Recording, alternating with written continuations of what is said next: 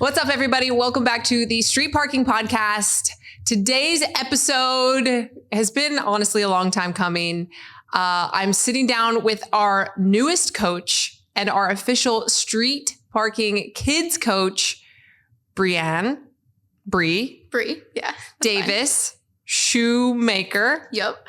I didn't know which version of her name she wanted. There's lots of ways I could have gone with that. But she goes by Bre. Yeah. So our new kids coach, Bre. And she's been here with us now for a while. How long? Like a month? Yeah. But we've been crazy busy. And so I'm finally sitting down so that we can get to know Bre, who she is, where she's coming from, and what her goals and our goals are for street parking kids.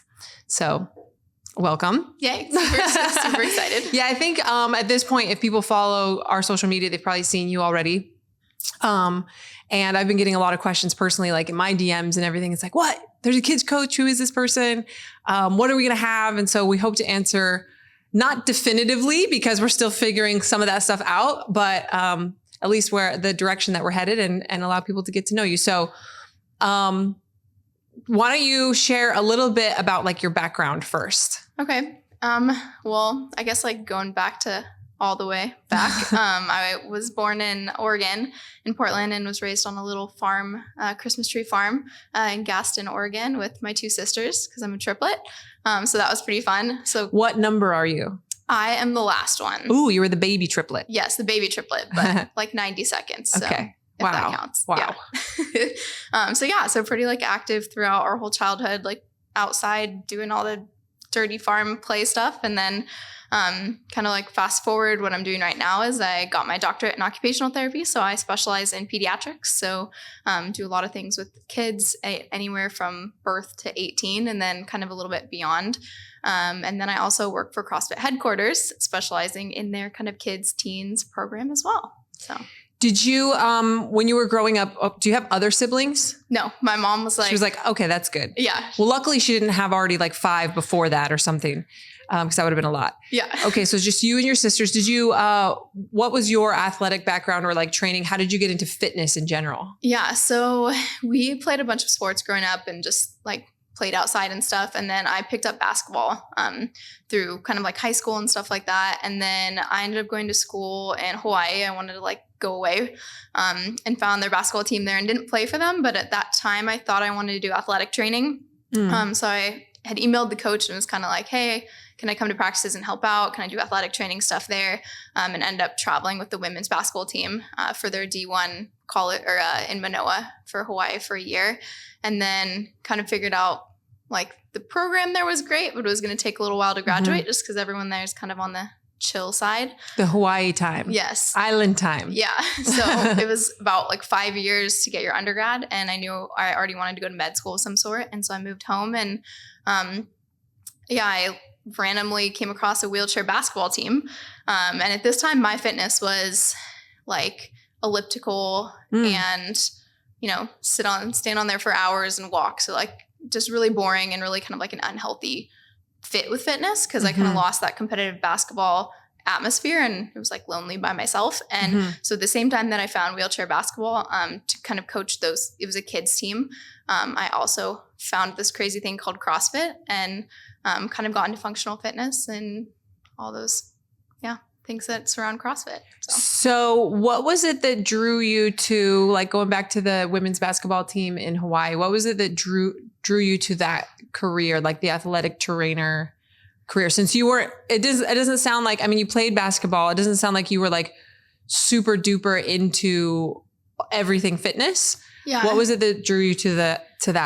I think I really wanted to work with athletes because I thought that it would be fun not only to help people reach their potential, but people who'd been injured or have some type of adversity come up, keep them healthy, but then also get them back to being healthy. Okay. So when I moved home from Hawaii, I found occupational therapy through kind of some more research and found that you could work with athletes, but it was more of like a breadth. So you could work with, kids all the way to geriatrics in the hospital or outpatient. And then when I started working with kids, like my big experience starting with wheelchair basketball. How old were the wheelchair basketball kids? Our youngest was like kindergarten age. And then our oldest, we had like high school team. So and it was here in this area because one of the things that was so great about Bre when we found her is that she was local. And so she still lives here in the Vancouver area. So you moved back from Hawaii and the team was in this area? Yeah, like Portland, Beaverton. Okay. So yeah, so then, I mean, I had a lot of great coaches growing up and I had a lot of really horrible coaches that made me want to quit what I was doing. So when I started found occupational therapy in that like health and wellness field, I wanted to become like better myself in fitness, which kind of paired when I found CrossFit. So I wasn't like hopping on the elliptical all the time and standing there for hours. And then I ended up finding the wheelchair basketball team. So it was kind of this big collaboration of things that kind of was like, what's more? What can I do to like help the world and kids? For those people that don't know, can you explain what occupational therapy is? Yeah. So it is like a mixture of physical therapy, mental health therapy. It's a kind of a collaboration of your holistic health. So we basically get you back to doing what you want to do, which is super broad. But for a kid, that could look like maybe you're on the spectrum, or maybe you had a stroke and you want to be able to go to school successfully, or you want to be able to play with other kids successfully, or, you know, you want to be able to ride a bike. We can do that. Or if you were in a car accident or traumatic brain injury or something like that as an adult or a kid, we can get you back to walking and cooking and the things that you want to do to live, and then the things that you kind of have to do to live.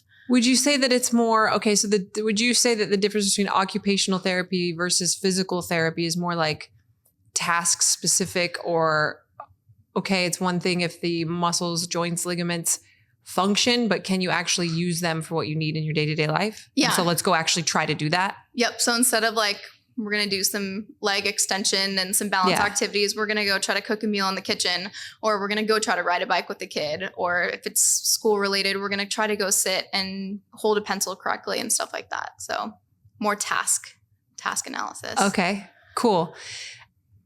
What is it, I guess, then about, because you said when you first started, even with the wheelchair basketball team, there were a wide range of ages. And with occupational therapy, it can be anything from literally like babies to people that are super old. What is it about, because you don't yet have children. No. So what is it about that demographic that really drew you in and had you specializing with that? Yeah. Oh, there's so many things, but I think just like the innocence and the drive to want to do better and to do things, and the excitement that a kid gets when they do something that they haven't been able to do before. And I think there's like some stubbornness in kids, obviously. But like they want to do well and they want to fit in with their friends and they want to be fit and healthy. And we are like leading them in that as adults. And so it was exciting to see their journey and their willingness to participate with me. And then also to like convince the parents and get them on board if they were a little bit like this is hard or we need help.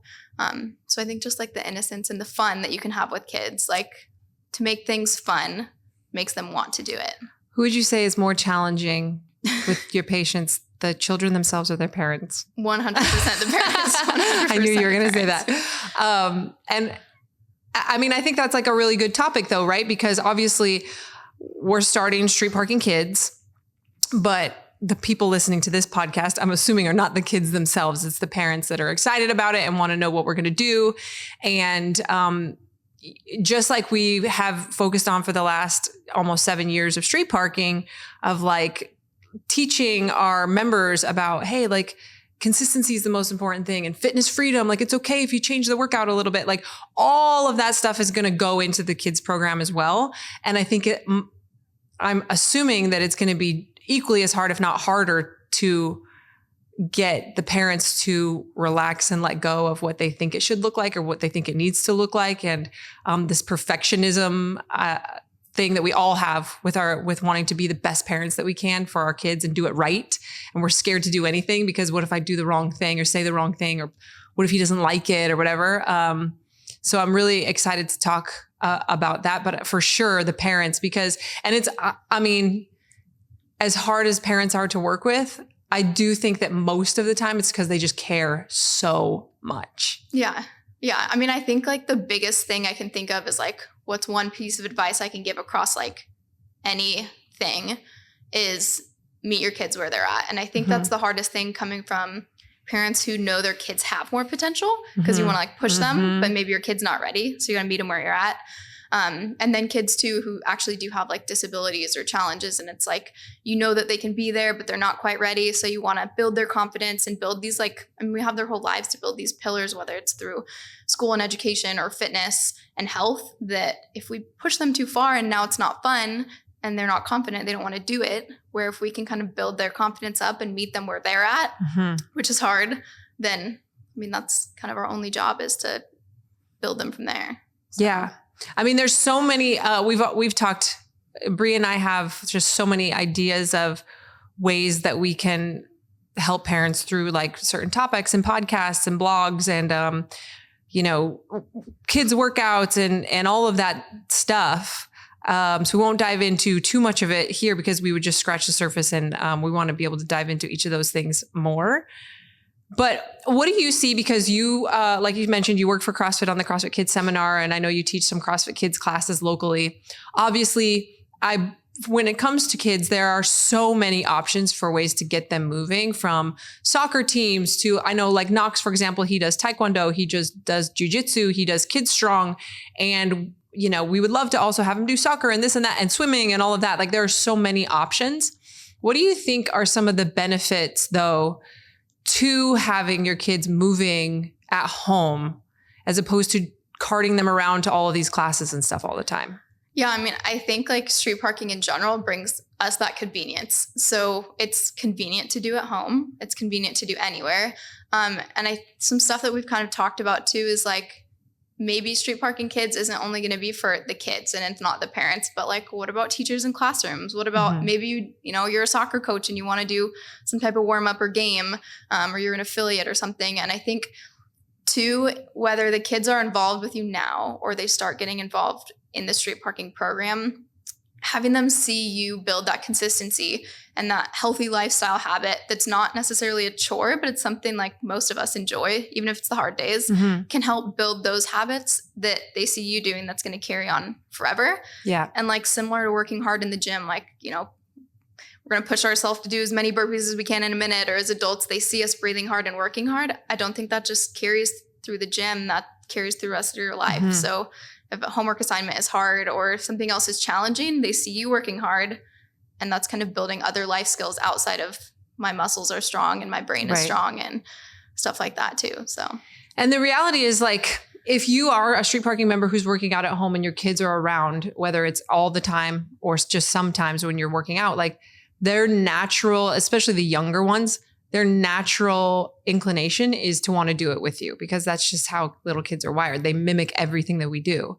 And so one of the main tools then, I guess, that we would want to provide is, okay, they're going to try to do it anyway. So here's how to help them do it. And here's some fun ways to help them do it. I think, the other thing that I love is, like you're saying, it's convenience, but also normalizing just exercise for exercise sake.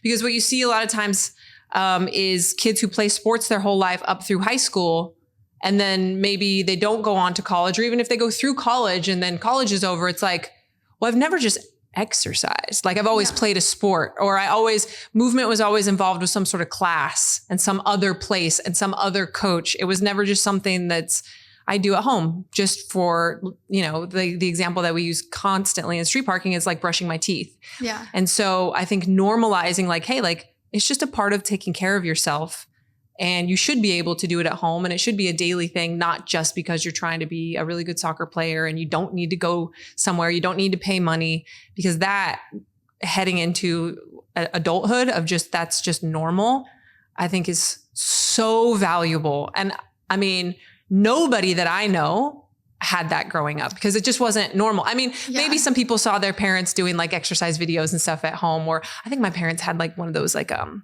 ski machines. Oh yeah. Nordic track. But they were never consistent enough with it that I thought it was like a normal thing. And I was definitely never involved in doing it with them. So I think that's another really cool and important thing. Yeah. I lived through that. Like I did sports, and sports are great. And I think we did some like strength and conditioning fitness things throughout all of that, whether it was high school and college. But like then I came back, and before I found, fitness freedom and kind of that high intensity type workouts, I was on the elliptical, and it's like, well, what do we do for those people who are stuck there? Like if I was a kid who was introduced to street parking, it wasn't around when I was little, but if we can build that like now, and then they go off and do sports and learn all these cool things that, you could play sports as an adult, but for the most part, like you do that as a kid, that when they're in their adult life, now they have these healthy habits that they can go back to, and they're not like lost and starting from square one. And they have a community that they've grown up with that they can continue to do it with, and they can make friendships around. And it's just another resource for them. It's so funny. My boys are obviously still very young. And sometimes I'm like prepping Knox for him having friends that have their families aren't like our family, which he doesn't really have yet. Not to where he's like going to their house and stuff like that. But I'm like, some kids don't exercise. And he's like, what? And I'm like, yeah. He said to me the other day, he's like, Mama, did you know people put their cars in their garage? Like this is still like new to him. And so that's what I'm talking about though. Like it's so normal to him to just, oh yeah, like my mom and dad work out every day and they're like dying on the ground. Like that's like so normal to him. And I just think it's great. And eventually we're going to have to prep him for this isn't actually that normal. But for him, core memory already is there, like forever. He's got that in his brain. Yeah. And I think one of the things that we're going to be working on, and I want to talk to you more about like your goals for street parking kids. But again, coming back to, it's usually the parents that it's the hardest, is how we communicate what fitness is and what it's for, and why, not only why they do it, but why you as an adult do it. Because the way we speak about it and the way our attitude toward it and our, all of that, it imprints on them big time. So it's one thing if we're like, oh yeah, this is fun. And maybe it is fun, but then they hear us talking about our own workout. Maybe we're saying, well, I have to do my workout today because I had, pizza this weekend and now I have to. We're going to be talking a lot about being really careful about basically how we're attacking our own fitness and how it's impacting them through the kids stuff as well. Yeah. I think there's already, so on the street parking website, there's already those 3 kind of holistic pillars that are kind of, I think, a sneak peek of what more is coming. But that fitness end of health, and then that nutrition end of health, and then that mindset end. So, you can't have one without the others, or else, it kind of just doesn't add up. And I think something really cool about being an adult, whether you're a coach or a parent or someone who works with kids or a therapist or occupational therapist or something, is that like we can shape their minds. So the way we talk to our children as adults can literally change their brain and how they think about life, and whether or not they have a positive outlook or a negative outlook. And we've kind of talked a little bit about that growth mindset versus fixed mindset. So yeah, like you said, like if we can go about this, like we get to work out today and look at all these things we're fueling our body with, it can shape how they see it, which in turn can like shape their entire lives. So yeah, it's cool. Yeah, that's so cool. What are some of the, aside from the obvious health benefits and habit benefits, maybe some things that people wouldn't immediately consider or realize can be benefits to children who are more physically active? Yeah. So I actually did my doctorate thesis on this. Okay. And so there's a bunch of different avenues, but I think the biggest takeaway that I want people to realize is that your fitness also affects your brain. And this isn't just for kids, it's for everyone, but I did mine specifically on kids. But there's research providing like all age groups. But when you work out, cool things happen in your brain and hormones get released that do a lot of things that help with depression, help with anxiety, help with like ADHD.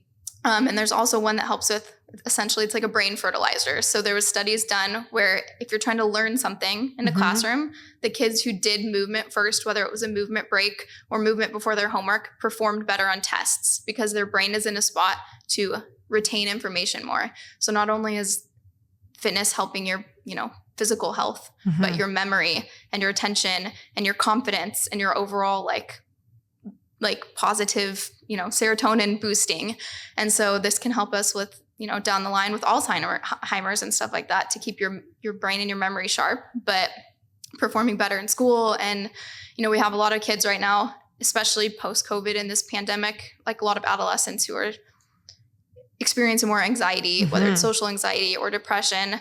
And so having them move and using that as a tool as healthcare professionals to give to them as like a prescription is just as beneficial in partnership with sometimes these like actual prescriptions they're having to take for anxiety and depression and stuff.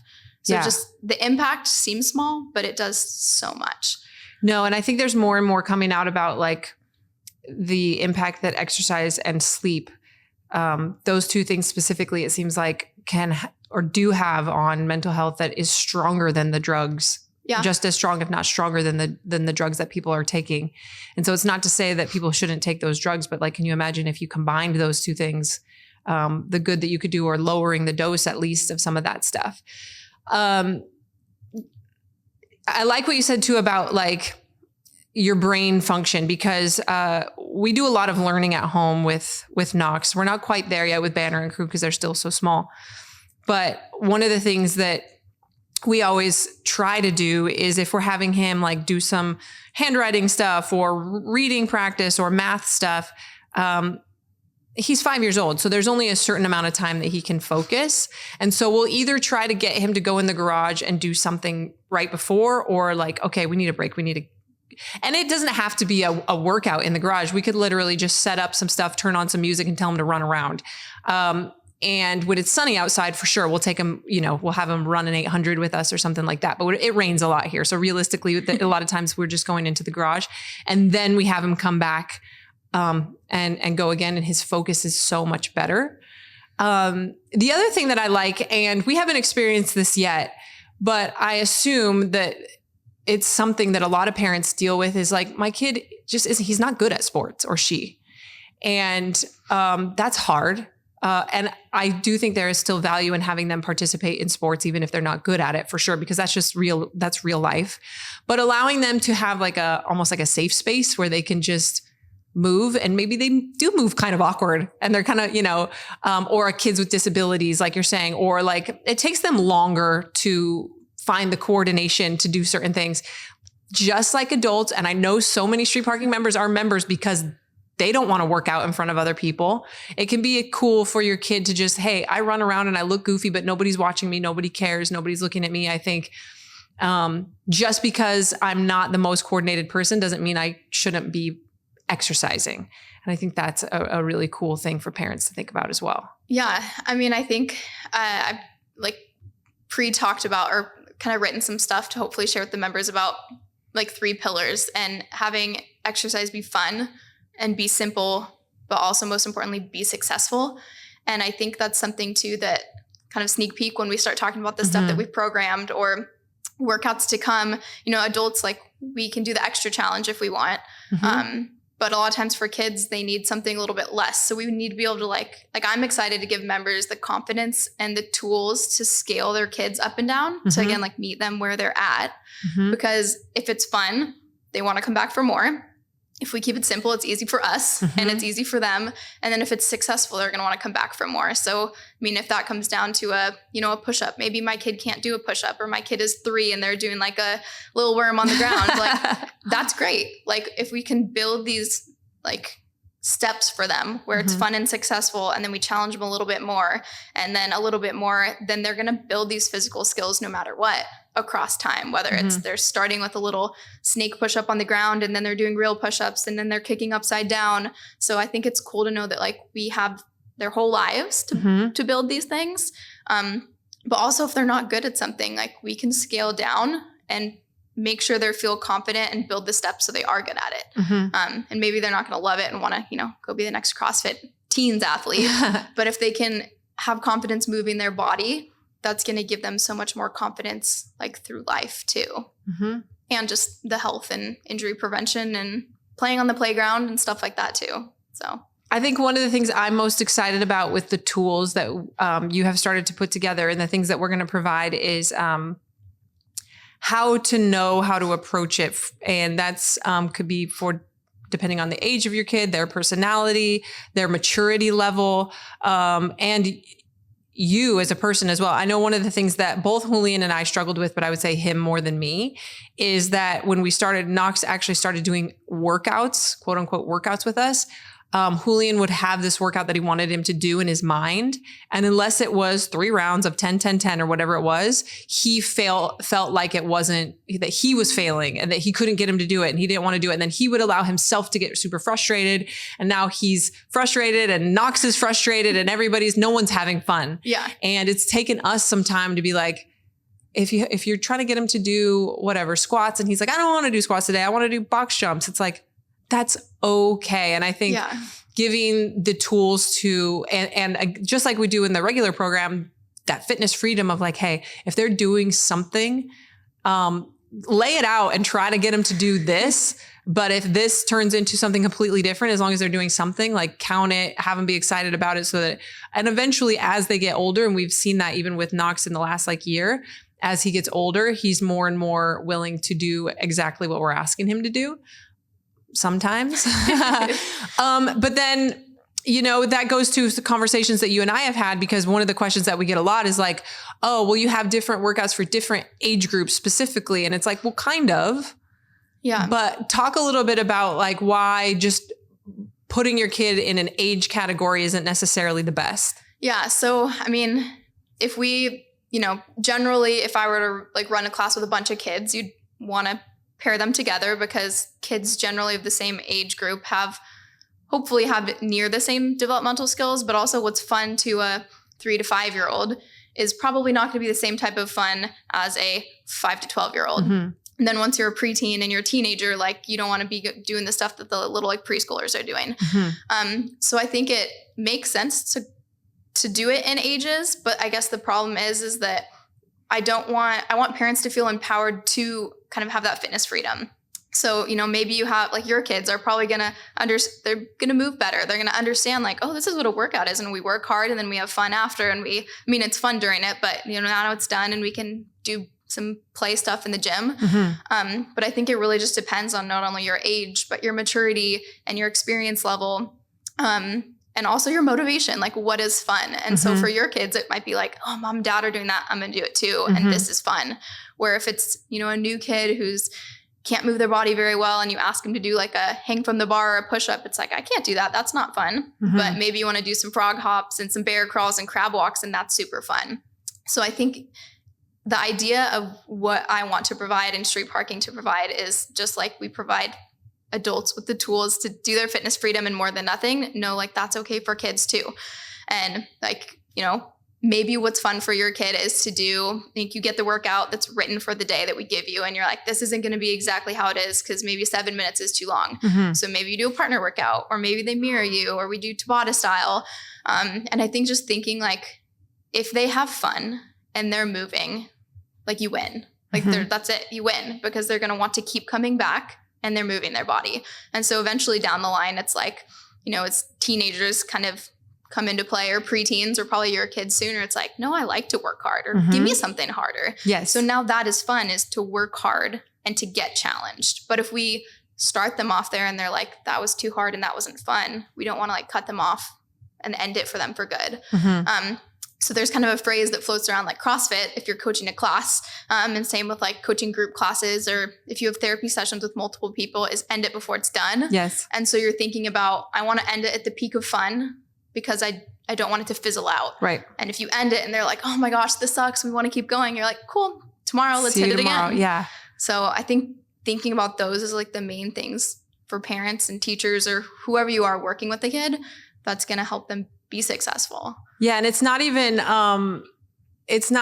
that one kid is one way all the time. Just like we're not one way all the time. Like sometimes your kid might go in and, their motivation's low. Maybe they're tired. Maybe they didn't take a nap. Maybe whatever, maybe they were super active at school that day or something. And they don't want to do as much. And then randomly, it's so crazy. They'll come in and be like, no, I want to do 3 rounds. And you're like, yes. All right. You know what I mean? And so, we're that way too as adults. It's like, no, I'm definitely using the sandbag today because I'm wrecked, or I'm not really feeling it. It's kind of like a more than nothing type thing. And I think it all comes down to us providing tools and then you just paying attention to your kid and listening to them and all of that. And then the other thing that we've talked about, which I'm super excited about because we're starting to get to this place with Knox, is knowing when to let them lead and let them choose what they want to do and all of this. And like, when is the time where it's like, no, because at some point we want to teach them to push themselves past their comfort bubble. We want to teach them like, no, the way that it's written is the way that you have to do it if you want it to count. We want to teach them to try to do something that they don't think that they can do, or work towards something if they can't do it yet. And so our kids have been too little for a lot of that, but we're starting to see glimpses of that with Knox. Like one day we told him, oh my gosh, we told him if he could do a handstand for 5 seconds against the wall, that we would give him this like prize. And the idea was that he would work on it for like a few weeks. He would not leave the garage until and so, I mean, look at who his parents are. I guess it's like, okay, well, that backfired on us. Like we wanted to like, be like, okay, we'll practice it every day. And he's like, no, I'm going to do it today. Yeah. And, but that's great. But he ended up doing it kind of, but it was like, okay, it wasn't really what we were looking for. Do we tell him that it counts? Do we let him count it because he tried so hard? And so I think like, again, without having to get super deep into it, because those are all great topics for like deeper conversations. Those are the types of things that we want to talk on podcasts and in blog posts and stuff about.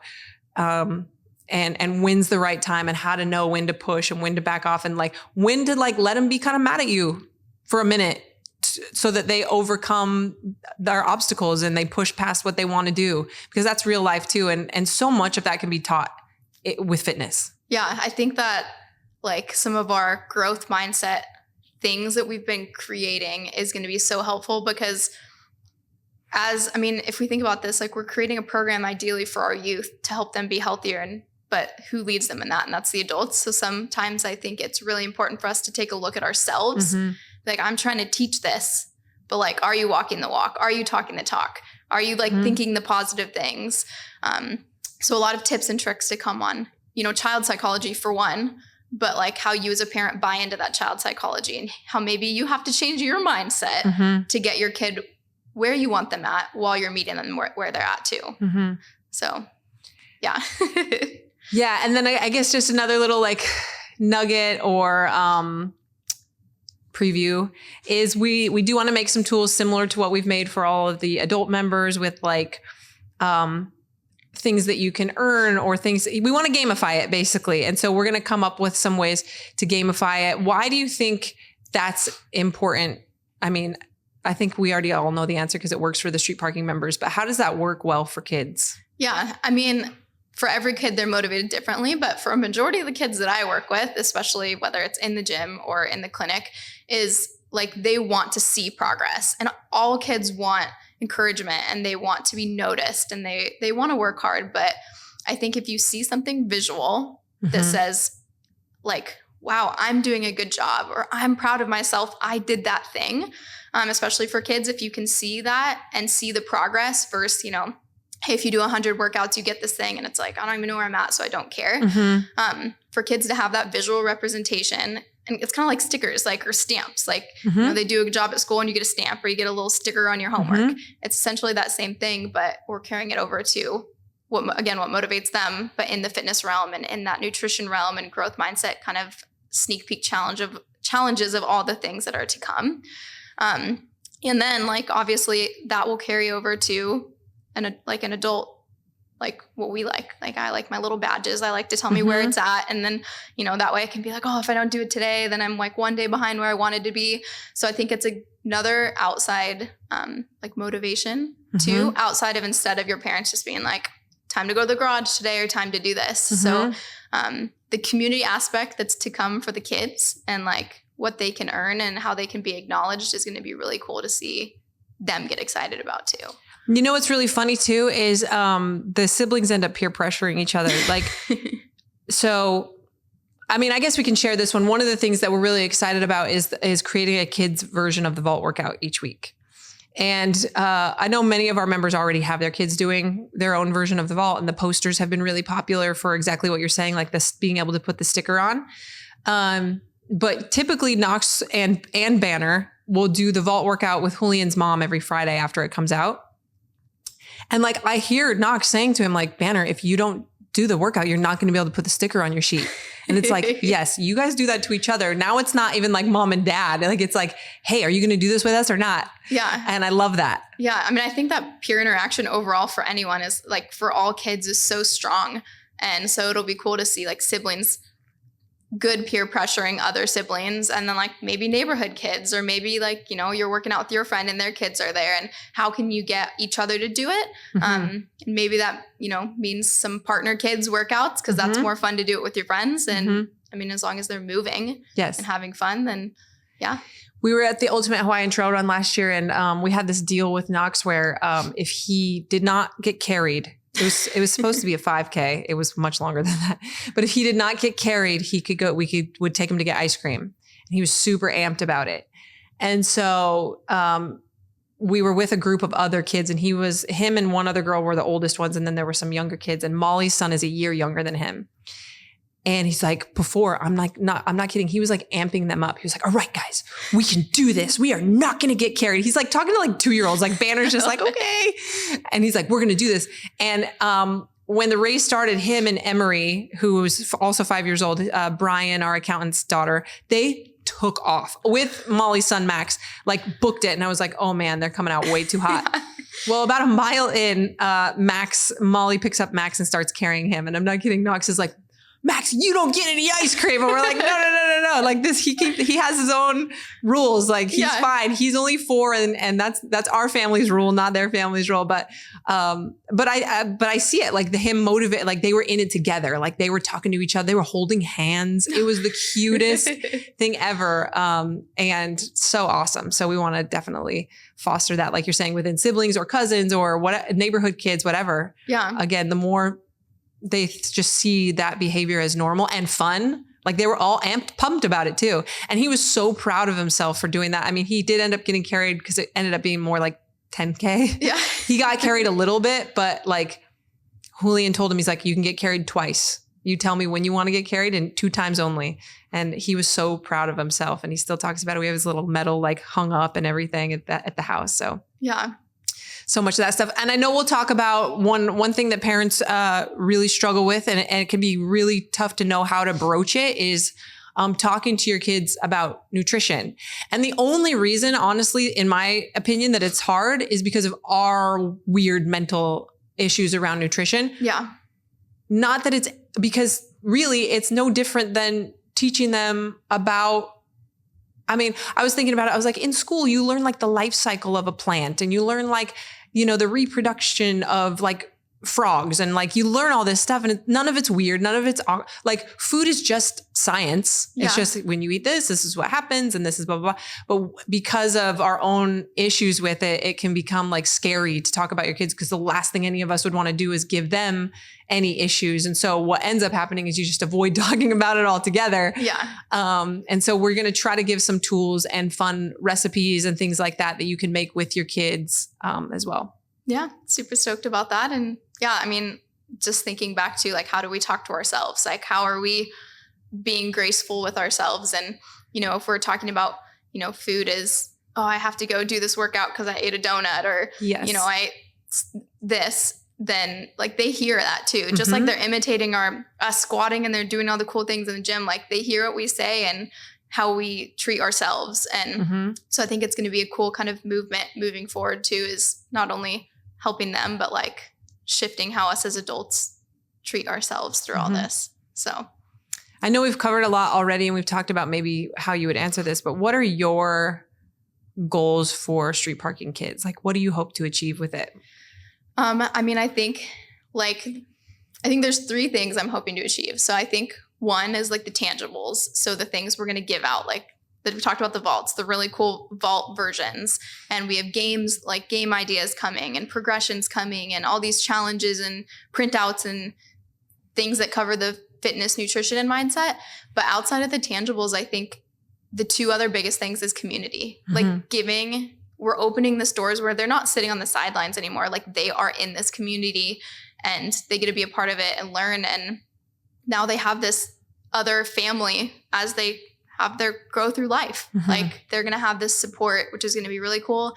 And then I think outside of the community is just confidence. So confidence in themselves that they can do hard things and that they can, learn something new and make goals and get good at something, but also like be bad at something and that doesn't define them. Mm-hmm. So confidence for the kids, but confidence for the parents and the caregivers to be able to be like, I can do this and I'm educated on what to do and I'm empowered to do it. So yeah, I'm excited for that mostly. We just feel so lucky that you came to us and that you're here and you're already doing so much. You've been working so hard already, and you guys can expect to start seeing some content on the members' Instagram, public Instagram, on blog posts and podcasts and things like that this spring and summer. And we'll keep you updated with more of the official content that will be on like the app and everything like that a little bit later. Yeah. So thank you. And everybody, go to the comments right away if you're watching this on YouTube or on Instagram or Facebook and say hello to Bre. Sweet. Thank you. Yeah.